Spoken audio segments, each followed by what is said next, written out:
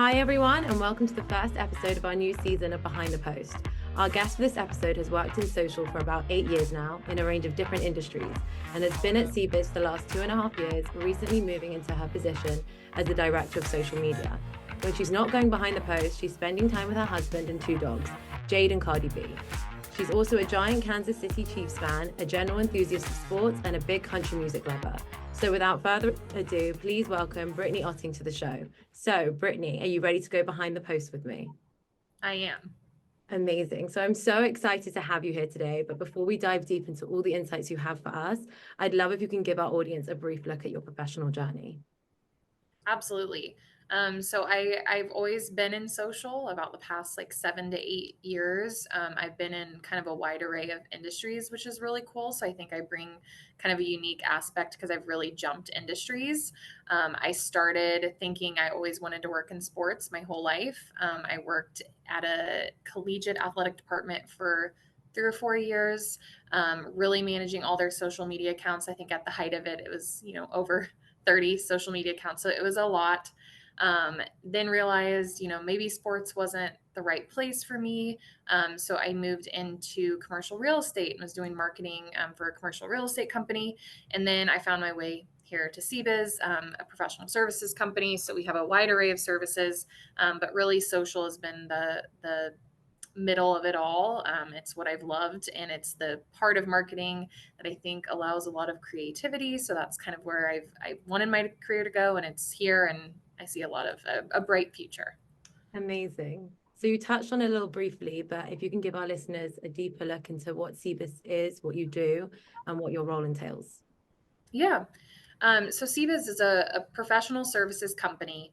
When you think of CBIZ, when people hear the name, a lot of times they think it's just an accounting and tax firm, which we are, but we also aren't. We also have a whole benefits and insurance division.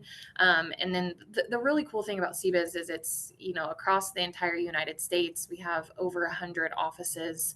And we really pride ourselves in being a national firm with, national reach and services, but the local firm feel, that small firm feel.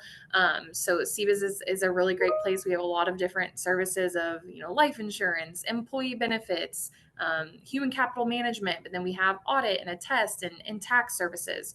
So we really have it all. And it's a great way for, our clients to get a wide array of things instead of just coming to a company for one thing. So that's CBIZ. I, like you said, am the director of social media. So I really oversee our entire social media strategy across all of our different channels. And then I also oversee our social selling program, which I know we'll dive into a little bit more. And then I also work heavily to work on our employer brand and kind of social recruiting. So that's a newer part to my role, but really working heavily with our national recruiting team to make sure that we're putting our best foot forward with our brands, but how are we also attracting people to come work for us? So that's kind of a high level overview. Amazing. So as you mentioned, your social selling program, I was wondering if you could walk us through how you do it and all about the program. Yeah. The program, and I feel like it always has to be, but it's ever evolving. You have to really change with the times and also the people.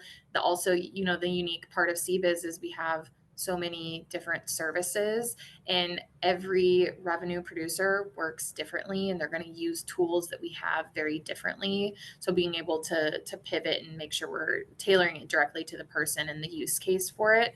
But essentially, the normal practice is, new revenue producers receive training from the social team along with other teams that we have here that help with our social selling program. But we kind of have a two training setup in place. The first being with, her name is Sarah, and I know she's going to be a guest on the podcast later. But Sarah really manages our employee advocacy program. And our kind of rule of thumb is you can't sell on social if your pages aren't set up properly. So it always starts with your profile. So she does the first training and really walks through, this is how your profile should be set up. These are best practices. And then now how do we put that into practice and really position you as a thought leader? Because again, you can't sell anything if you aren't looked at as a thought leader in the industry. And that is just the best part about the employee advocacy program that she has really built. So that's the first part. And then the second part is me meeting with them and talking to them about how to put these social selling actions, actually into their daily routine. What are some ideas for outreach? What's best practices when you are sending messages to possible prospects? So that's kind of the training program that we have in place. Any questions on it? I can go deeper. I don't know how deep you want me to go. I'd love to. So what kind of things are you doing on a daily basis to set up the program? Daily, I don't know necessarily if there's daily things, but I would say more on a weekly Yeah. basis.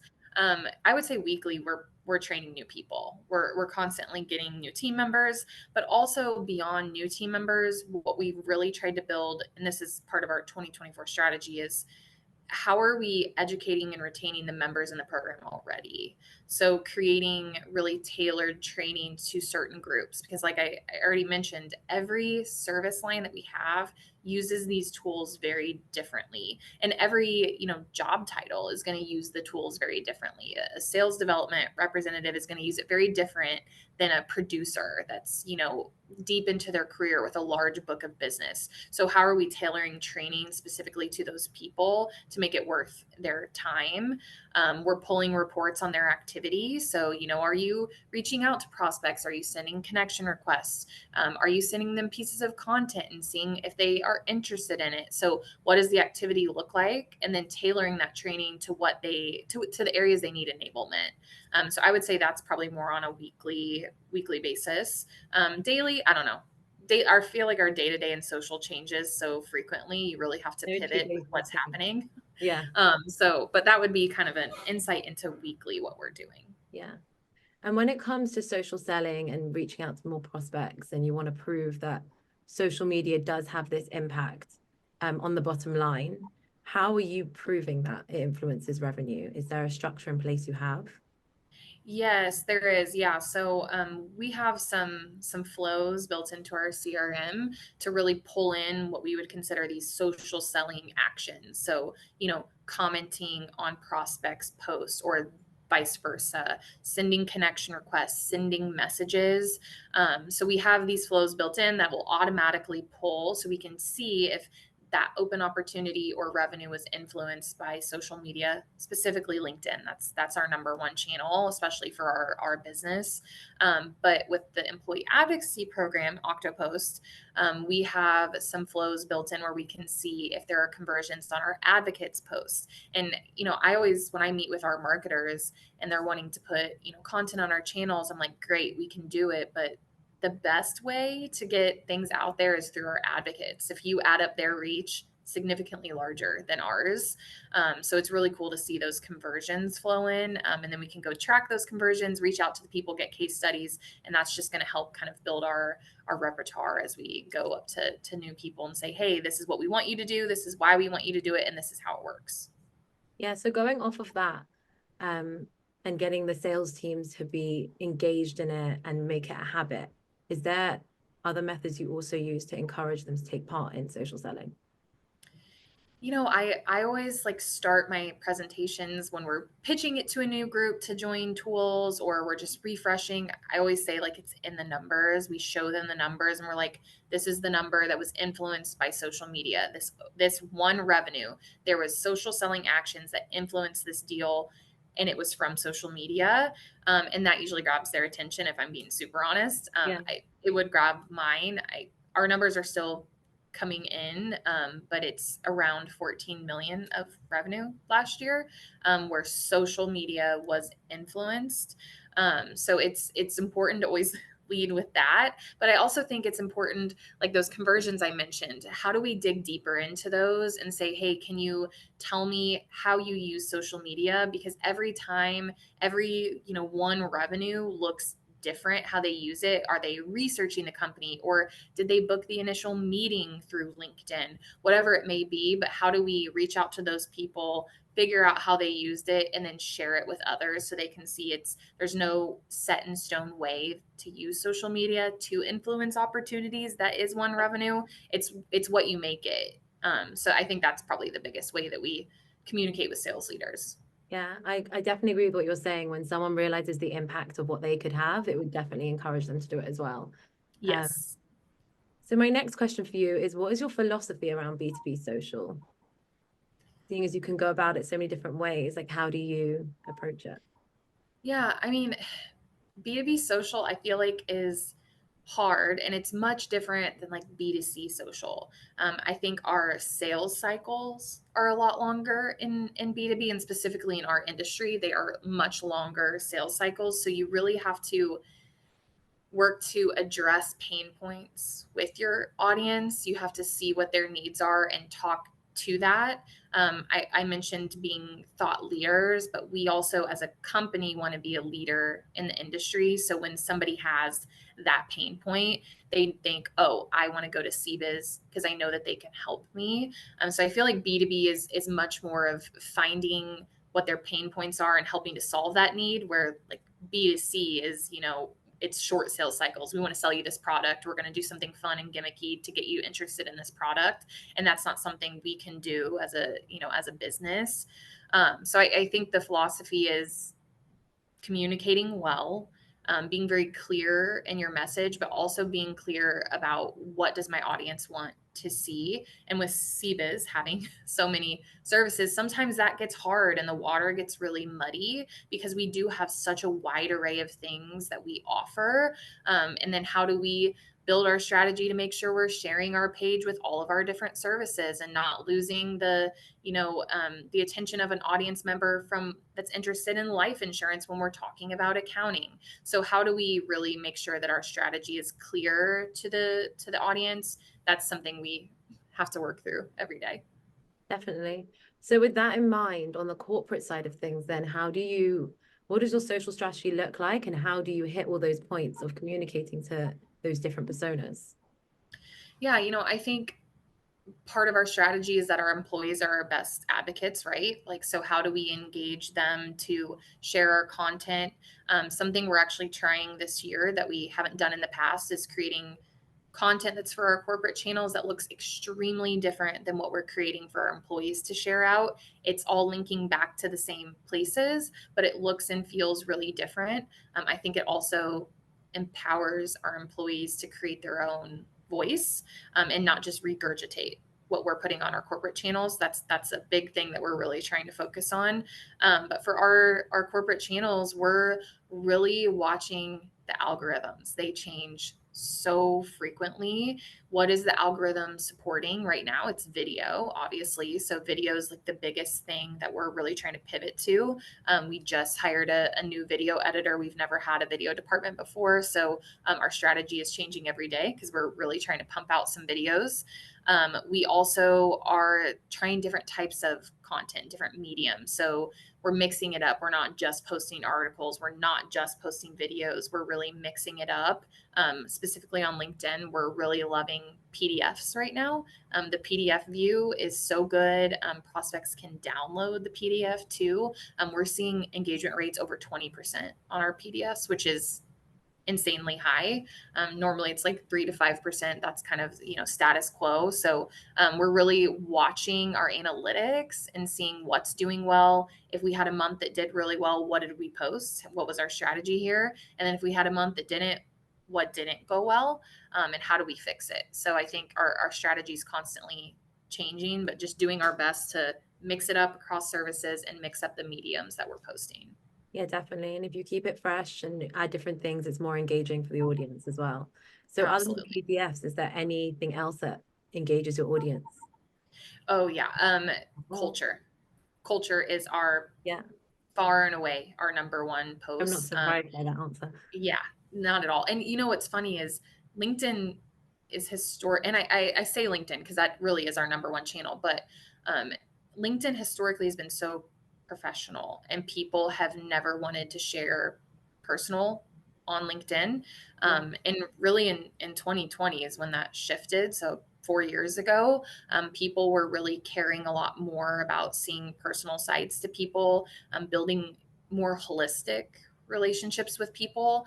And I think that goes with our brand is we want to be buttoned up, but like the top button's unbuttoned. Like it's more, natural and human. And part of the way to do that is sharing what our people are doing. This also helps us attract not just, clients, but attract people to our company. We pride ourselves in our people. And so when we're posting our people volunteering at events, at a happy hour, at conferences, the engagement is crazy, and it's what our current people are asking for. They're constantly wanting to post more. So now as they see our corporate channels doing this, our employees, we're trying to get in the habit of, post yourself at lunch with a colleague or post yourself winning an award, whatever that kind of personal touch could be to mix in with your content. It also keeps the audience on their toes, like we talked about, mixing up what we're posting. So that for sure is the best post we have culture.